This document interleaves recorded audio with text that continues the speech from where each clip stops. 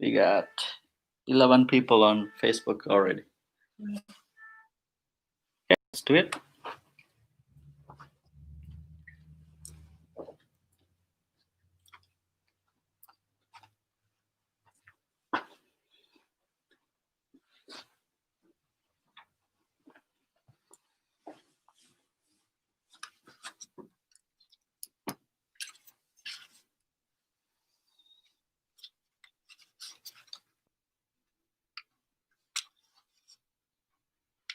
Okay, ready? Okay, it's all yours.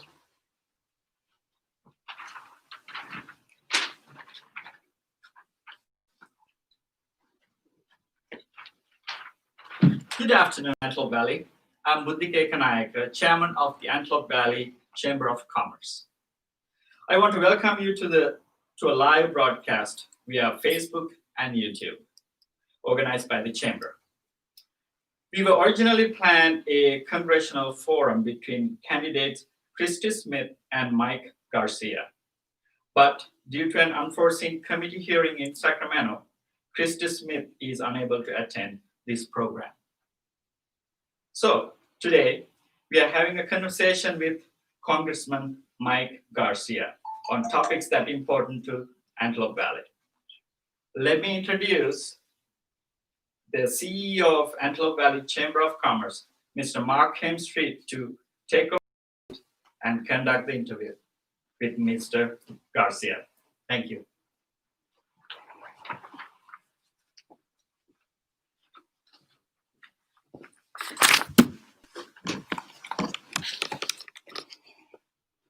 All right, thank you, Buddhika. Great introduction.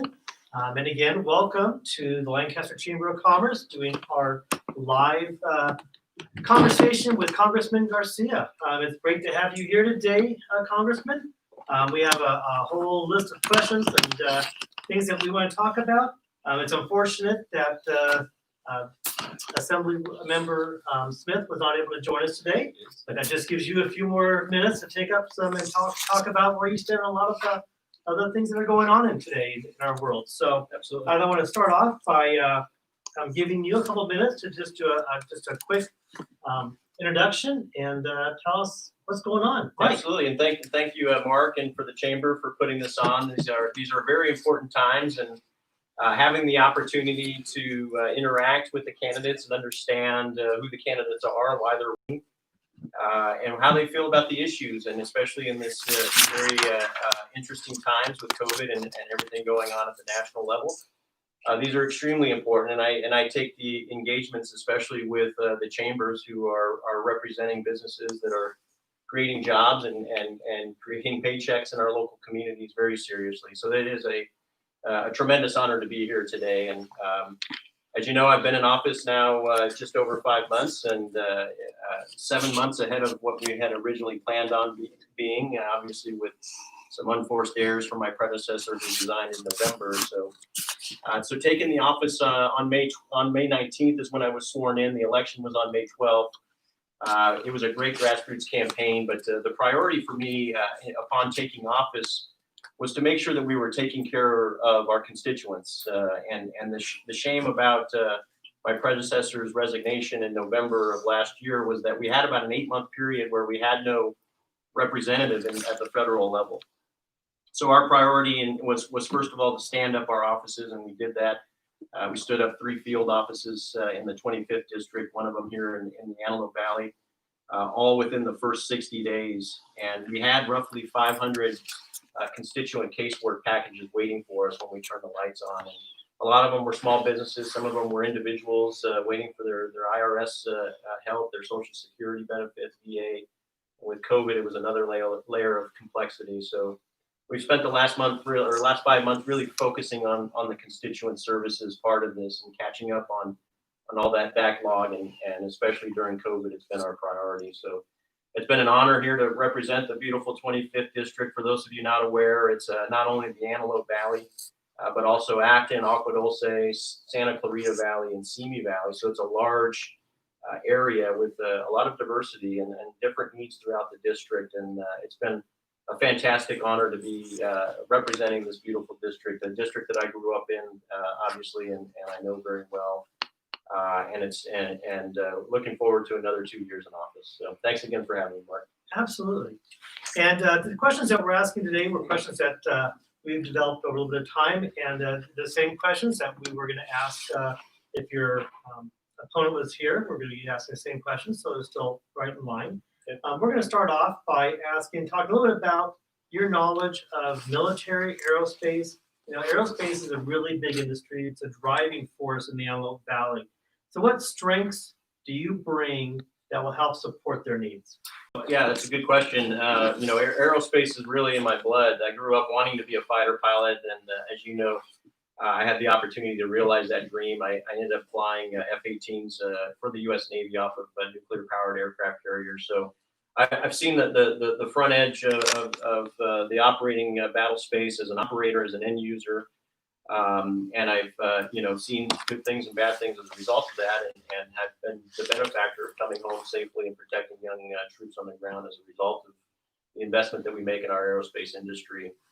But beyond that, I actually was at Raytheon for 11 years, all said and done. And for me, working at Raytheon, which is a large aerospace firm, was an opportunity to stay plugged in with the warfighter, to still continue to develop and enhance systems so that our troops have that unfair advantage over our adversaries around the globe. And I learned a lot at Raytheon, and I learned how to not only run a business, but also how to develop and enhance high-end technologies for our warfighters, how to build partnerships with our suppliers and our teammates. A lot of them are here in the Antelope Valley with Northrop and Boeing and Lockheed being up here with Skunk Works.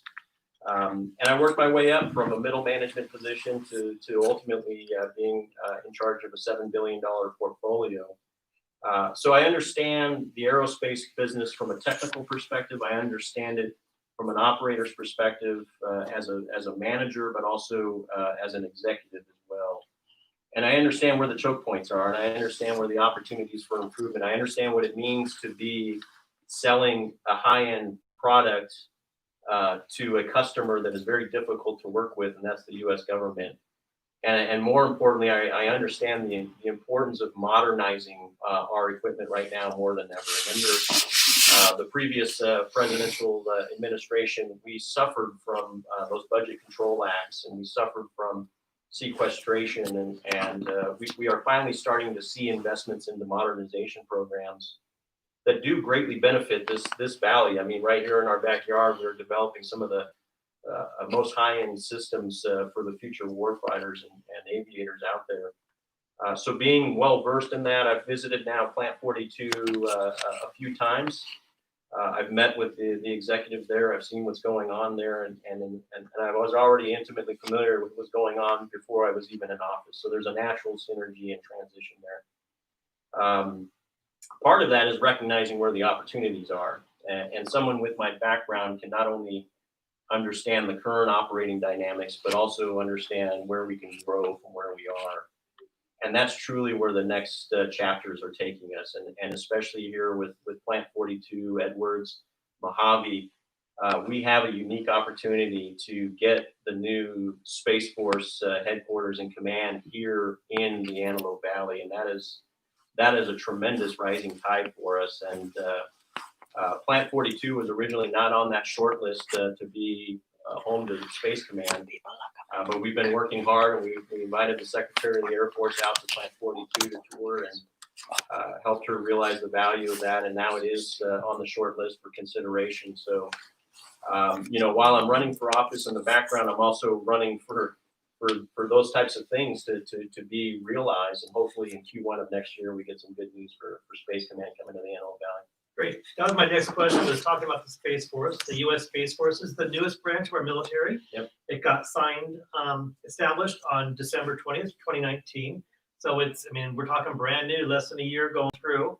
And Palmdale being on the short list to be the permanent headquarters, right, for U.S. Space Force, Big deal. which is going to be a huge, if we can land that, that would be really impressive. And I know we're going to be leaning on our congressman, our Congress member, to really bring that home to us. So thank you for your report on that. No, absolutely. That's You something. know, a key part of that is in new programs where there's not necessarily a lot of definition put into things yet. That's where all the white space and really the opportunity for people who can drive and lead can take advantage of those things. And so it's been a huge honor to advocate for, and it's not just because I'm the representative of this district, it's because it really is the right thing for the Air Force and Space Force to come here. And so it's an easy product to sell, but we have to sell that product and we've got to make sure we get it done.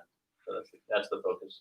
And we need to make sure that California is on board with it too. Absolutely. From our mayor here in Palmdale all the way up to the governor, we got that support. So. Correct. And even if you're not in the, sorry, Mark, but this is so important to make sure that everyone understands this, the impact of this.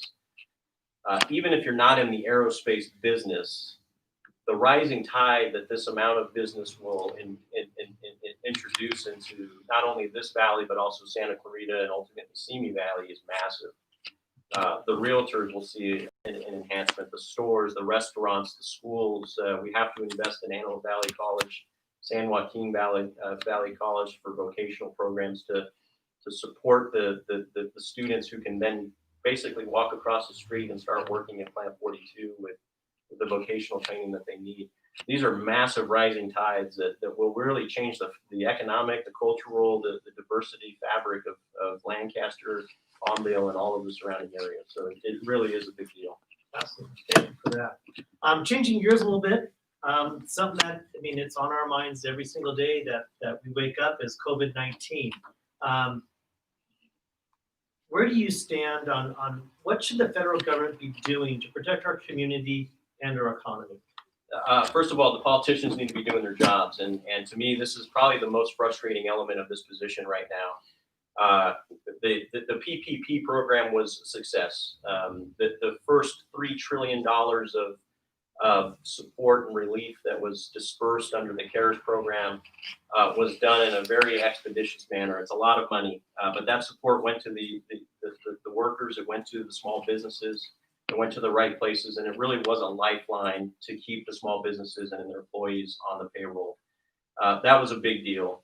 This wasn't a shutdown, and these aren't businesses going out of business because of a lack of management or a lack of strategy and program management. It's because the government told them to shut down. So the government is now responsible for providing that lifeline and that extension to get them to the backside of this crisis. We have done that so far, except for the last, call it 8 weeks. And it feels like the politicians, and specifically Nancy Pelosi, and I'll put a name to it because I really do believe this is where the problem is. She has failed to come to the table to negotiate in good faith. She brought a $3 trillion package to the table, which was frankly not doing the things that we needed it to do. It wasn't helping the small businesses. It wasn't helping the governments at the state, county, local levels. It wasn't helping the chambers. It wasn't helping the taxpayers, frankly. It was just a boondoggle that we couldn't afford. She came down to 2.2 trillion, but it was the same package. The only exception was it was defunding police at this point. The administration and the Senate, on the other hand, have moved up from an $800 billion program now to a $1.8 trillion program, which is a significant negotiation move. It is doing the right things. It's extending the unemployment insurance to the average taxpayer to $400 a week. It's extending PPP through the end of the year and helping the small businesses out. It's covering liability protection, which we desperately need right now with all these lawyers chomping at the bit. But again, Pelosi hasn't even come to the table to try to close the gap between, her existing number and the 1.8 trillion. We should be in DC right now, finalizing this COVID relief package, and instead Pelosi is holding American citizens hostage for political gain. And this economic impact is not a game. There are literally Americans losing their jobs. We have the airline business going out of business right now, real time, laying off thousands of flight attendants, pilots, mechanics, parking planes because we have not passed the bill that keeps them in business. And again, it's only because of frankly Pelosi's political agenda.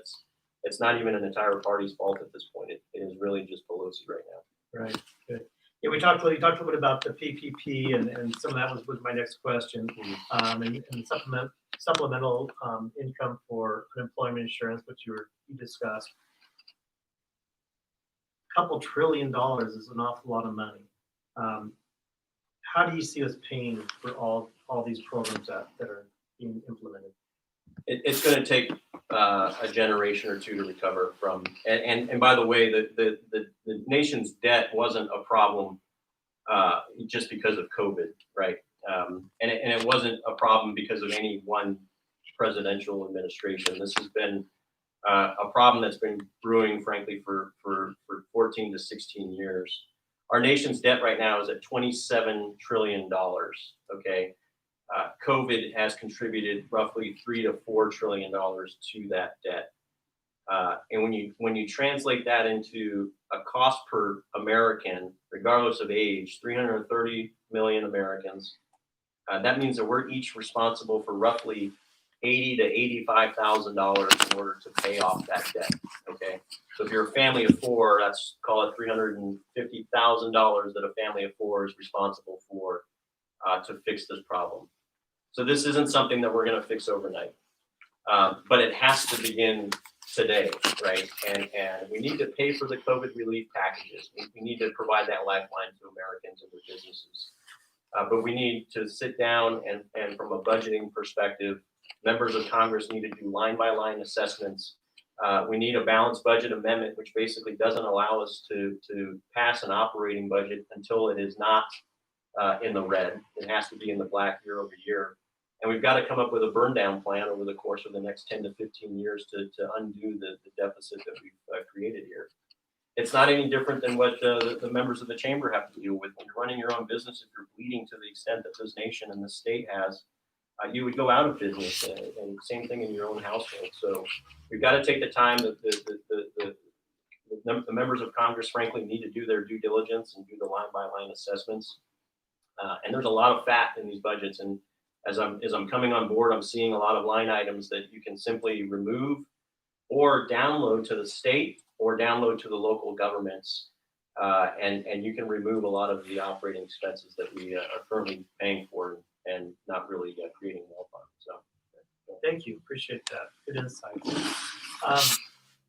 Immigration. A little bit about immigration. It's a major concern here in California. How should Congress balance the protection of our nation's borders versus the need for growing a global economy?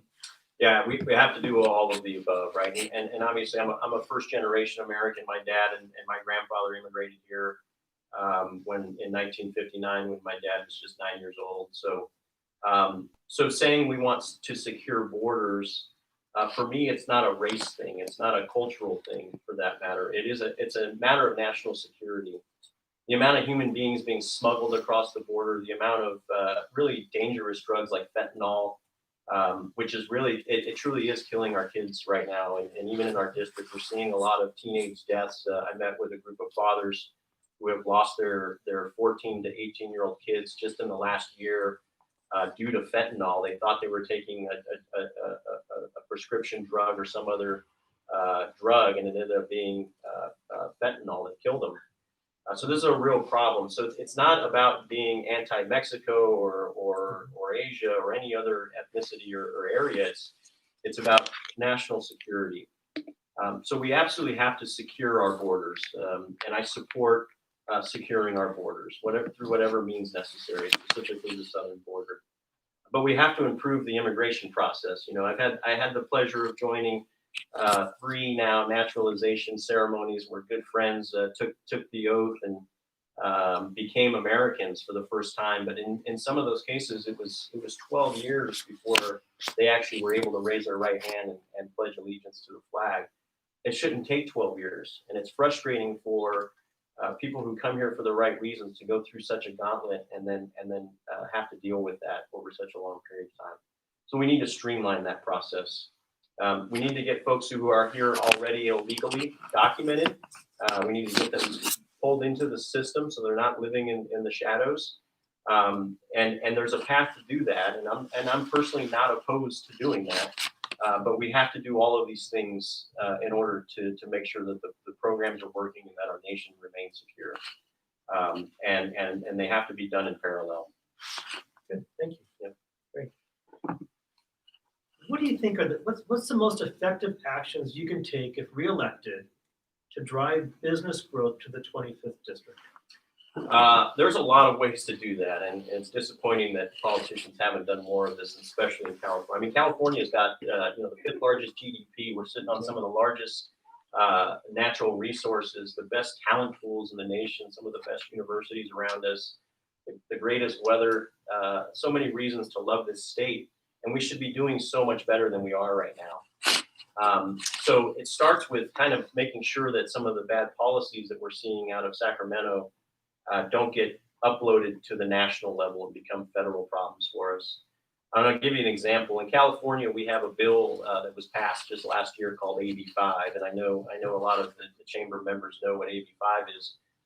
It effectively defined independent contractors as full-time employees, regardless of whether they wanted to be deemed that or not, right? So you had freelance journalists, freelance writers, Uber and Lyft drivers, independent construction workers who just wanted to be independent contractors now being forced to be full-time employees with a company.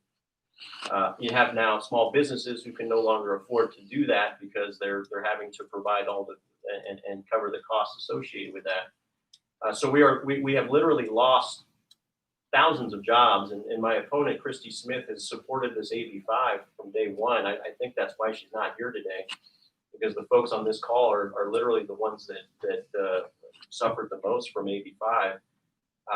But it's forcing companies like Uber and Lyft to leave California, hundreds of thousands of jobs. So there's a bill like that at the federal level that will effectively do that nationwide. And you think about the crippling effects of that, it's devastating. So I co-sponsored a bill. I was one of the first to do it that would actually preclude an AB5-like bill from being passed at the federal level. So that's how you make sure we don't, cannibalize our businesses. The way we grow business here in the 25th district is to invest in our community colleges, make sure that we're getting programs for vocational training for Hollywood production, skills for the aerospace businesses, investing in our military and the modernization programs that ultimately feed into the Antelope Valley, as well as all of the supply chain in Santa Clarita and the Simi Valley. Keeping taxes low, right? The tax cuts in 2017, I supported the tax cuts. I didn't support the state and local tax deduction cap that was part of the 2017 tax cut bill. So we need to remove the state and local tax deduction or the SALT deduction cap. That needs to be removed, but we need to make the tax cuts that we received in 2017. And by the way, it doesn't matter how much you made, or whether you were an individual or a business, everyone got a tax cut in that bill. We need to remove the SALT cap, and that will help Californians, especially in our district. And we'll negotiate that out. But we've got to make those cuts permanent. You do that, you've got the main ingredients for just a thriving economy and a booming era for not only the Antelope Valley, but probably most of California and the nation at that point. So again, it's got to be led by people who understand the economy and businesses. And right now, especially in Sacramento, and Christy Smith is one of these folks that she's a nice person, but she has never led a business. She's never been on the operating end of a business and doesn't understand the unintended consequences of these policies that are frankly making people want to leave California. That's not your job as a representative. Nice. Okay. Jumping into health issues. Do you support the Affordable Care Act as is? And if not, what change, or if you do or don't, what changes do you think need to be made to it? I don't support what I call the Unaffordable Care Act. The Affordable Care Act, or Obamacare, was one of the biggest hoodwinks, and frankly, it was a bag job on American taxpayers. We were told our premiums would go down. We were told our deductibles would go down. We were told we would keep our doctors and that we would have more choices and more options. We were told we would have better quality health care. And even the Democrats and many of my opponents concede that Obamacare ended up not doing that, right? I think most Americans, and I certainly saw it personally, my premiums doubled, my deductibles tripled. I didn't get to keep my doctor under Obamacare, and I frankly don't believe the quality of my healthcare improved.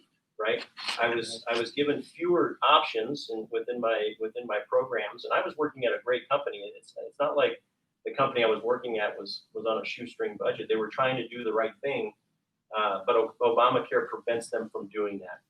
So the way we fix it is actually to give companies that provide healthcare programs more options, to allow them to shop outside of state lines, to compete healthcare providers, to allow the individuals to throttle their coverage so that they can actually move their premiums and their deductibles. And it's kind of like car insurance, right? We have so many options. There's a car insurance commercial every 12 minutes on TV, right? And I can pick up a phone and call Geico or Progressive and say, hey, I want this, that, and the other. And they look into my history, but I can build my own plan, and then I can go compete it, right? Car insurance is cheap compared to health insurance because we have so many options, because we can manage the thresholds and the coverage ourselves. So what we need to do, rather than having government mandates on healthcare and then finding people who don't, that's the irony, is if you can't afford the healthcare under the Unaffordable Care Act, you actually get fined, right? Which is just, it's terrible, but that's the predatory nature of California, especially. So instead of government mandated healthcare and limited options, we need to open up competition, and maybe we need a little green lizard selling healthcare to us to give us more options. But the car insurance model is a very valuable and frankly efficient way to do it. Good. In regards to mental health, how do you propose we address the growing behavioral problem and mental health crisis in our country, one that is truly out of control in California? Yeah, step one is to acknowledge that there really is a problem. We cannot stigmatize mental health challenges like we have, and we remember the insane asylums from the 20s, and it was sort of this stigma and the scarlet letter if you had any mental health challenges. But the reality is that we have a large population out there right now, and this world is different. And as a veteran myself, and it's hard to believe, but we've been in a state of war now for nearly 20 years since 9/11. It's been almost 20 years, right? So we have veterans who are now 18 years old, all the way up to their mid 60s, who have served just since 9/11, and we obviously still have the Gulf War vets, we have the Vietnam vets, Koreans, and even a few heroes from World War II. And these veterans are seeing different things now. They're not just going to Vietnam for 1 year. They're going to Afghanistan, Iraq, and other places 3, 4, 5, sometimes 6 or 7 times. And they're seeing weapons that are different, that are truly traumatizing. And these have mental health impacts in the long run. We see PTSD. Roughly 22 to 24 veterans a day commit suicide, right? So this isn't a small problem. This is a very real problem, and these are patriots who are representing and serving our country. So recognizing that it is a problem is step one. Getting mental health experts into the local area, giving them resources. I've even seen apps developed now from local law enforcement agencies where you can go into the app and just, you can have a conversation with someone if you want, or you can research how you're feeling and ask questions, and there's some feedback there at least, and that's actually been therapeutic for folks who have mental health challenges and depression. But the fact is right now, if we don't have a mental health facility, right down the street and available and accessible to these folks, they won't go get help, and it will only get worse. So a lot of homeless aren't homeless because they want to be homeless. They're homeless because they have these mental health challenges, and we see it here in Lancaster, obviously, and we've got to get these folks the help that they need. Right. And speaking of veterans, a lot of our veterans struggle to get just basic medical care. What are your plans? What are you going to do to improve the access to care and the quality of service provided by the VA? Yeah, it's heartbreaking to see it. This was to me one of the bigger eye openers. We have these veterans, 60, 70-year-old veteran who he just needs help getting the compensation and pension plan through the system. And you shouldn't have to call your congressman to get help, especially if you put your life on the line and you realize disabilities as a result of that. You need help. It's heartbreaking to watch. So the VA still has its challenges. The quality of the healthcare has improved over the last 2 years because of all the attention, but the services that it provides and the user interfaces and the customer service are just terrible right now. Okay. So what we need to do is have the VA adopt operating systems online that look like what HealthNet and what other large healthcare providers use, right? What they currently use for the VA is a very archaic system that it's impossible to navigate. When you call the VA, it takes a long time to get to a human being. When you talk to that human being, they don't actually keep a record of that conversation. So when you call back, there is no, hey, we saw you called 2 weeks ago. Here's where we are. There is no real customer service profile like that. And it's mind blowing that it still is operating that way. And then you combine the fact that veterans, from Lancaster have to go down below to Sepulveda or West LA to get help. And, if you've got a neck, back, or any sort of mobility problem, the last thing you want to do is get in a car for 2.5 hours and go get that help. And it just compounds the problem. So what I'm pushing to do is to, one, get a VA treatment center actually up here. It helps that veterans can now go to local urgent care facilities. The problem is that the local urgent care facilities are all already saturated and overloaded. So that's not really a fix. It's just aggravating different parts. We're moving the problem. We need a dedicated veterans service center up here in the Antelope Valley. We need another one in Simi Valley.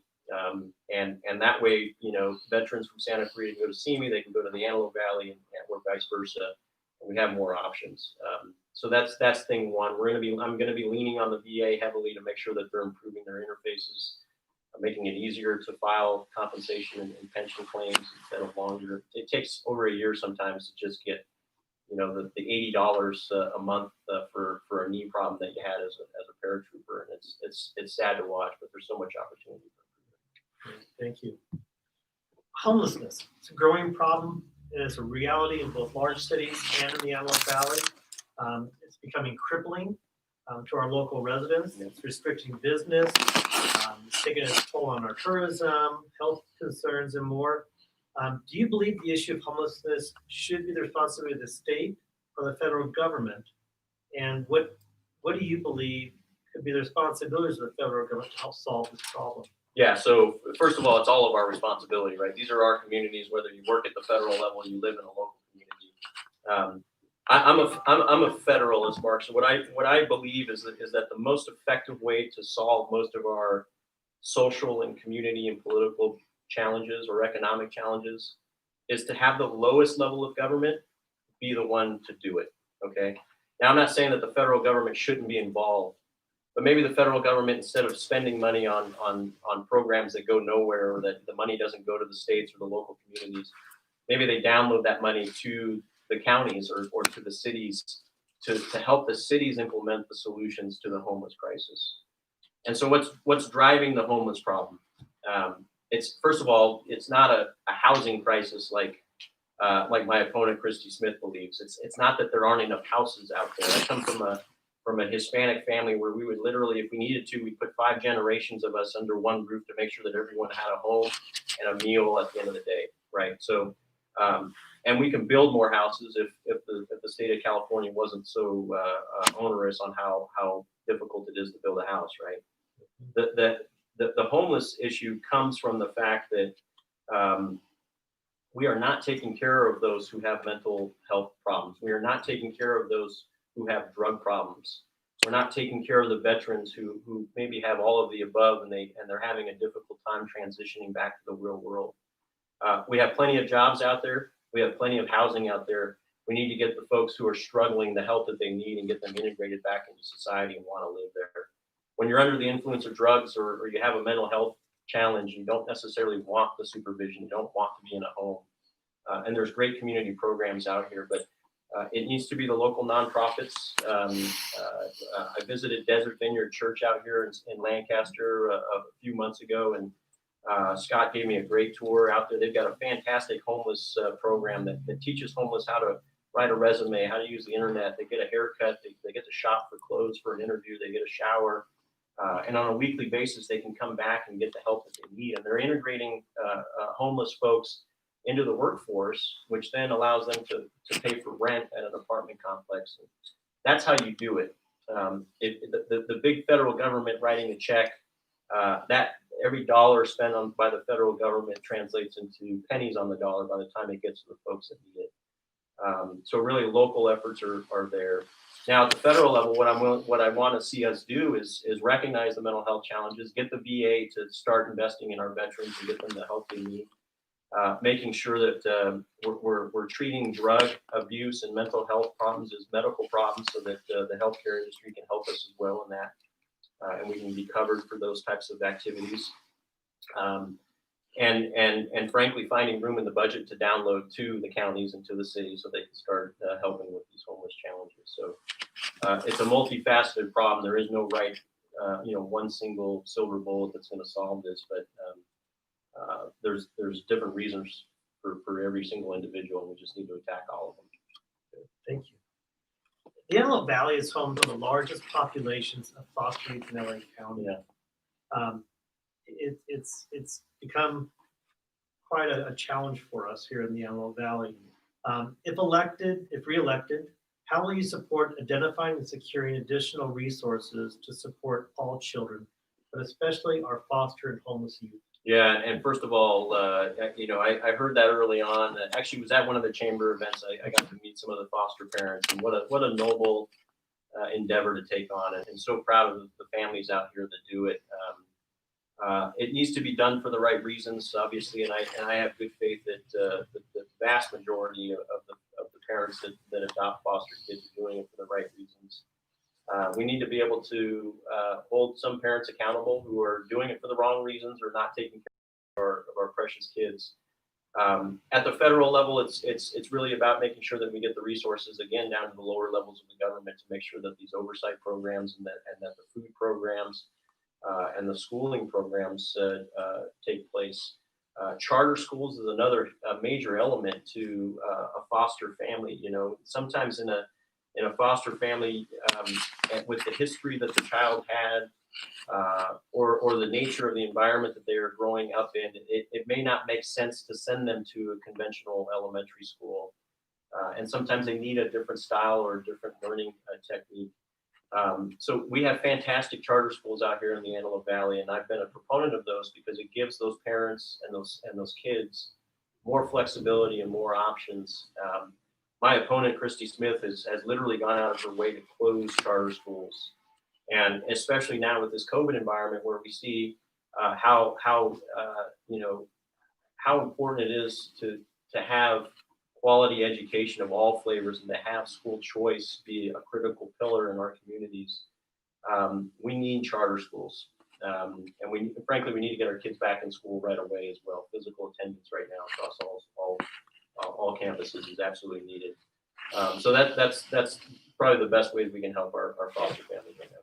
Excellent. That is a major concern up in the Antelope Valley, and something that needs to be addressed, and, Sure. and we need support. So excellent. Moving on to different things now, we're going to talk a little bit about climate change.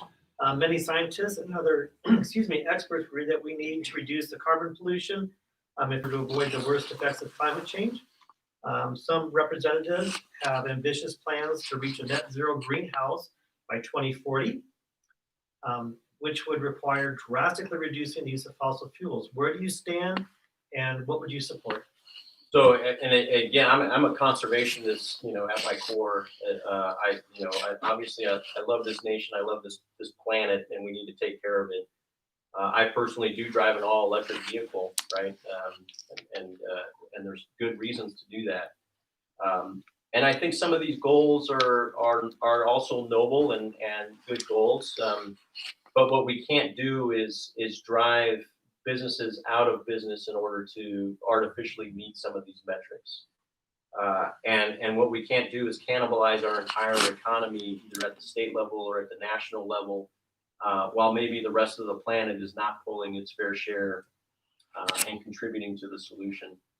I think it needs to be a natural market dynamic that gets us to the end state goal. If the end state goal is to be zero emissions or to be off of fossil fuels, that needs to be driven by the marketplace, and we need to have the technologies to be able to do it, and we're just not there right now. fuel-driven, internal combustion engine vehicles have dramatically improved their emissions and their efficiencies over the last 2 decades. We need to continue to invest in those technologies as well, and it needs to be an all of the above solution. We need wind, we need solar, we need battery, but we do need oil, and we frankly need to be independent and energy independent, and not so dependent and subjected to the oil suppliers of the Middle East or South America. And again, this is where you see California as a really terrible example. The rest of the country right now has achieved energy independence. You go to Texas, you go to Arizona, you're gonna spend $1.80 on a gallon of gasoline right now, but we go down the street, we're still paying $3.20. It's because of the way the state is driving these businesses and driver behavior and frankly overtaxing us, right? So that's the problem. So all of the above, I want to see this planet the cleanest that it's ever been. Everyone wants clean air. Everyone wants clean water. And we need to do everything we can in that regard, but forcing it will only cause second and third order effects of unintended consequences that will actually make things worse. Yes. On the last debate that we saw on TV, when it was an 8th grader that brought up a question about the two sides bickering, and we have the same question. Americans are constantly seeing and hearing Congress bicker among party lines. Please pick out one position that the opposite party seems to be taking the lead on, where you feel you can go to Washington and negotiate across party lines for the benefit of our community. I see individuals across the aisle that are doing good things, that are good Americans, and I'll give you an example. There's a Democrat from I believe Pennsylvania named Connor Lamb, who he and I partnered on this bill. Actually got passed that would allow our firefighting agencies to use artificial intelligence to monitor and predict fires. Okay, so again, it was a public safety issue. And I do see folks across the aisle who are good patriots, that are there as citizen legislators, who are there to do the right thing. But this Democrat Party right now, and it really is being driven into the ground, frankly, by Nancy Pelosi. It's her agenda. She's kowtowing to folks like Omar and AOC. These are not good policies for our nation. So the Democrat Party, at least in Congress and the House of Representatives right now, is not doing anything in the interest of the nation. They are not doing anything that I see a need to, or really a willingness to partner with. We need to come together right now in the interest of everyone suffering from COVID. We need to negotiate a deal. We were told before we went into recess 3 weeks ago that we would come back and have a COVID bill to pass. We were told that there would be an airlines rescue package that we would vote on to save the airlines. And that hasn't happened. It's not because of the Democrat Party. It's because Pelosi has failed to do her job and has failed to negotiate a package with the president or the Senate. So there's glimmers of hope. I'm hopeful that once we get through this election, it'll be less toxic. It drives me crazy as well. I think folks, when they saw me run, I was very clear that this isn't, for me, it's not a Republican versus Democrat thing. I didn't grow up with a Republican hat on. I grew up with an American flag on my hat. And I grew up as a patriot. So to see things stall out that are in the interest of the country because of these party politics and the nonsense and the bickering is extremely frustrating for me. And to be honest, we frankly need more veterans in service, right? We have a record low percentage of veterans in Congress right now. And what you learn as a veteran is service to country before all things. And we need more politicians to behave that way. And I don't consider myself a politician. I hopefully never will be a politician. I consider myself to be an American and a patriot. And in this role as a citizen legislator, and our job is to legislate, pass laws, and you need both sides of the aisle to do that correctly. So a politician to me is someone, you pull them out of office, they don't know how to make money in the real world. And there's a lot of folks that have been there 20, 30 years who wouldn't be able to work their way out of a wet paper bag right now. It's shameful to watch. I agree. The next question is it was a well, it changes a little bit since you're the only one here, but because you are our congressman, you are a sitting congressman right now. So talk a little bit about, the question was really, what committees would you want to be on if elected? You're a congressman currently for our district. So what committees are you currently on? Yep. And are you looking to add more committees if reelected, and what those committees are and what your goals are for those committees? We have a few minutes. We can elaborate a little No, great. Good question. So I've been blessed to actually be assigned to 3 very good committees as a freshman who came in midterm to be on the Transportation and Infrastructure Committee, the Space Science and Technology Committee, and to be on Homeland Security is just it's a magnificent honor for me to be in these committees. These are critical committees, and again, especially transportation and infrastructure, so much can be done there. I'm on those committees actually because of not only my party's leadership asking me to be there, but also, frankly, a lot of Dems have come up saying, "Hey, it's so good to have someone from the aerospace business be on the Space Science and Technology Committee. You're helping us already." I've partnered with Jim Bridenstine, who's the administrator for NASA. I'm on the Space and Aeronautics Subcommittee. So helping them, we hosted a small business seminar online. It was a virtual thing, and I think a lot of your members were on it. But it was a small business seminar for the Antelope Valley in support of NASA programs, right? So we had about 70 small businesses throughout California end up joining, and about 20 of them were from the Antelope Valley. But it was helping them understand how they can get involved with these fantastic space programs that are happening right now under NASA and SpaceX. So that's the type of effort I want to keep doing. I want to stay on space science and technology. I want to stay on Homeland Security. I will likely rotate out of transportation and infrastructure in the next term to be on either the House Armed Service Committee or the Appropriations Committee. And I think I will have the choice of either of those two. The value of the House Armed Service Committee is pretty self-evident with the amount of aerospace and defense business we have, with my history, with my understanding of national security doctrine. I didn't mention, but I have a master's degree from Georgetown in national security studies. I've been involved with Pentagon programs for the last 11 years, so I understand the acquisition process. I understand the warfighter's needs, and I understand what we are capable of doing in our district, right? It really is unlimited right now. So being on the House Armed Service Committee to drive those requirements, to drive those programs, to hold contractors accountable and realize some of the opportunities and efficiencies that we can gain would be tremendous. Frankly, it'd be good for the country, not just our district. And we need to remember that, China and Russia are still very real threats. They're 2 giant bears right outside of our tent. And while we navigate this COVID crisis, and we will get through it, we still have to deal with China and Russia, and that's where a lot of the effort in the House Armed Service Committee comes to fruition.